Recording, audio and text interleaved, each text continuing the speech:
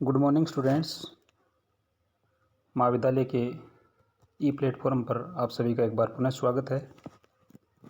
हम मूल अधिकारों पर चर्चा कर रहे थे और पिछले वीडियो में हमने आर्टिकल 14 और 15 पे चर्चा की थी। आज हम आर्टिकल 16 पे चर्चा करेंगे। आर्टिकल 16 लोक नियोजन के विषय में अवसर की समानता की बात करता है। अनुच्छेद 16 में कहा गया है कि सभी नागरिकों को राज्य के अधीन नियुक्ति एवं रोजगार में अवसर की समानता होगी। अनुच्छेद 16(1) तथा 16(2) में अवसर की समानता के सामान्य सिद्धांत का उल्लेख किया गया है और अनुच्छेद 16(3), 4, 5 और 6 इसके अपवाद हैं। यानी अनुच्छेद 16 में कुल 6 सब क्लोज हैं, तो इनकी चर्चा हम एक एक की करेंगे। अनुच्छेद 16(1) ये कहता है कि राज्य के अधीन किसी पद पर नियोजन अथवा नियुक्ति के संबंध में सभी नागरिकों को समान अवसर प्राप्त होंगे। यानी किसी भी नागरिक के साथ किसी प्रकार का भेदभाव नहीं किया जाएगा। यहाँ केवल राज्य के अधीन पदों पर नियोजन अथवा नियुक्ति के संबंध में नागरिकों को समान अवसर प्राप्त होंगे। अर्थात किसी निजी संस्थान में या प्राइवेट कंपनियों में आपको ये अवसर प्राप्त नहीं होंगे। केवल राज्य के अधीन जो रोजगार हैं, जो नियुक्ति है, उनमें सभी नागरिकों को समान अवसर प्राप्त होंगे। और आर्टिकल 16(2) ये कहता है कि इस विषय में केवल धर्म, मूलवंश, जाति, लिंग, जन्मस्थान, उद्भव एवं निवास के आधार पर नागरिकों के मध्य किसी भी प्रकार का भेदभाव नहीं किया जाएगा। 16(2) के अनुसार कि धर्म के आधार पे, मूलवंश के आधार पे, जाति के आधार पे, जन्मस्थान के आधार पे, उद्भव एवं निवास के आधार पर नागरिकों के मध्य किसी भी प्रकार का राज्य के द्वारा कोई भेदभाव नहीं किया जाएगा। अनुच्छेद 15 में राज्य के द्वारा धर्म, मूलवंश, जाति, लिंग एवं जन्मस्थान के आधार पर बात की गई थी। इसमें 2 चीज़ें और जोड़ी गई है। उद्भव और निवास के आधार पर भी अनुच्छेद 16(2) किसी भी प्रकार का भेदभाव नहीं करेगा। अनुच्छेद 16 द्वारा जो प्रदत्त मूल अधिकार हैं वो केवल भारतीय नागरिकों के लिए हैं, अर्थात विदेशियों नागरिकों के लिए ये अवसर नहीं है। दूसरी बात यह है कि अवसर की समानता का अर्थ ये नहीं है कि पद की योग्यता की जो न्यूनतम अर्हताएँ हैं, जो मापदंड हैं, उनसे आपको मुक्ति मिल जाएगी या उनको समाप्ति का अर्थ नहीं है। अर्थात पद के लिए राज्य न्यूनतम अर्हता और मापदंड निर्धारित कर सकता है। निर्धारित अर्हताओं में मानसिक योग्यता हो सकती है, शारीरिक दक्षता हो सकती है, अनुशासन हो सकता है या जनहित की बात हो सकती है। इनको ध्यान में रखा जा सकता है, लेकिन जो अर्हताएँ हैं वो पद की प्रकृति के अनुसार होनी चाहिए, मनमानी नहीं होनी चाहिए।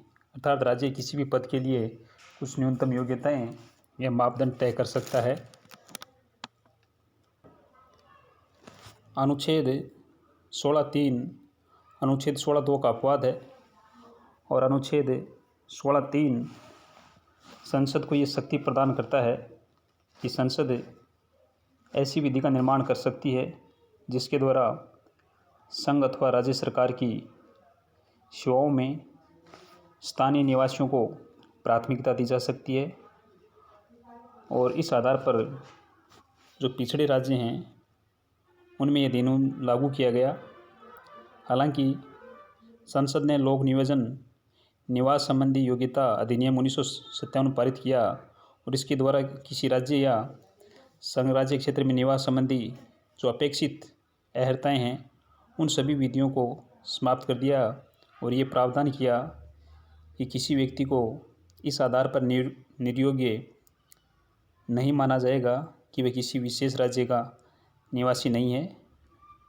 तो निवास संबंधी योग्यताएं को हालांकि संसद ने समाप्त कर दिया, लेकिन कुछ राज्यों में यह अधिनियम उनके पिछड़ेपन के कारण लागू नहीं किया गया, ताकि वहाँ स्थानीय निवासियों को रोजगार में अवसर मिल सके।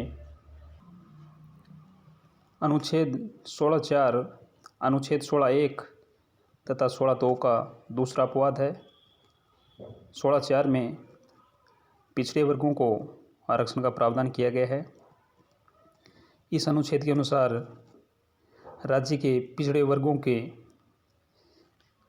किसी नागरिकों के पक्ष में जिनका प्रतिनिधित्व राज्य की राय में राज्य के अधीन सेवाओं में पर्याप्त नहीं है, उनके लिए नियुक्ति या पदों के लिए आरक्षण का उपबंध किया जा सकता है। अर्थात ऐसे पिछड़े वर्ग जिनका राज्य की सेवाओं में पर्याप्त प्रतिनिधित्व नहीं है, उनके लिए आरक्षण का प्रावधान किया जा सकता है। पिछड़ेपन का आधार सिर्फ जाति नहीं हो सकता या आर्थिक आधार पिछड़ा वर्ग के निर्धारण की कसौटी नहीं हो सकती। अनुच्छेद 16(4) के अनुसार सामाजिक और शैक्षणिक रूप से जो वर्ग पिछड़े हुए हैं उनको पिछड़ा वर्ग माना गया है। इसके लिए अनुच्छेद 340 के तहत राष्ट्रपति पिछड़ा वर्ग आयोग की नियुक्ति करता है, तब उसकी रिपोर्ट के आधार पर सरकार पिछड़े वर्गों का निर्धारण करती है। बालाजीवाद में भी केवल जाति को पिछड़ेपन के निर्धारण का आधार मानने से इनकार कर दिया गया। तो इस प्रकार अनुच्छेद 16(4) के अनुसार पिछड़े वर्गों को जो सामाजिक और शैक्षणिक रूप से पिछड़े हुए हैं उनके लिए आरक्षण की बात की गई है। अनुच्छेद 16(5) यह धर्म के आधार पर विभेद की राज्य को अनुमति देता है। इसके अनुसार राज्य द्वारा निर्मित कोई ऐसी विधि जो किसी धार्मिक या सांप्रदायिक संस्था के किसी पदाधिकारी या सदस्य के रूप में किसी विशिष्ट धर्म या संप्रदाय के लोगों को नियुक्त किए जाने का प्रावधान करती है। अर्थात 16(5) के अनुसार किसी भी धार्मिक संस्था द्वारा अपने संस्थानों में नियुक्ति के संबंध में अपने धर्म से जुड़े हुए लोगों को प्राथमिकता दी जा सकती है। और इसका जो अंतिम क्लॉज है 16(6), वो है आर्थिक रूप से कमज़ोर वर्गों के लिए आरक्षण का प्रावधान करता है। ये प्रावधान 103वें संविधान संशोधन अधिनियम 2019 द्वारा जोड़ा गया और इसके द्वारा रोजगार में या नियुक्ति में सेवाओं में आर्थिक रूप से कमज़ोर वर्गों के लिए 10% आरक्षण का प्रावधान किया गया। और इस आरक्षण का लाभ उन्हीं व्यक्तियों को मिलेगा जो पहले से जारी आरक्षण का लाभ नहीं ले रहे हैं, अर्थात अनुसूचित जाति, अनुसूचित जनजाति तथा अन्य पिछड़ा वर्ग के लिए जो आरक्षण की व्यवस्था है उसका जो लाभ नहीं ले रहे हैं उन लोगों को इसमें शामिल किया गया है। इस प्रकार अनुच्छेद 16 लोक नियोजन के विषय में अवसर की समानता प्रदान करता है। राज्य के सभी नागरिकों को रोजगार में अवसर की समानता की बात करता है। और अनुच्छेद 16 अनुच्छेद 15 से ज़्यादा व्यापक है।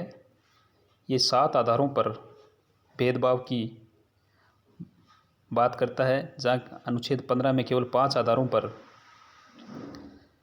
बात करता है। वहीं अनुच्छेद 16 में जाति, धर्म, मूलवंश, लिंग, जन्म स्थान के साथ साथ उद्भव और निवास के आधार पर भी किसी प्रकार का भेदभाव नागरिकों के साथ नहीं किया जाएगा।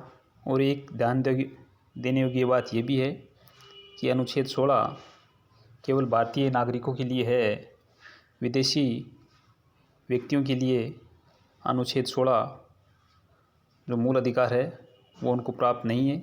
केवल भारतीय नागरिकों के लिए ही रोज़गार के विषय में अवसर की समानता होगी। आज के लिए इतना ही। धन्यवाद।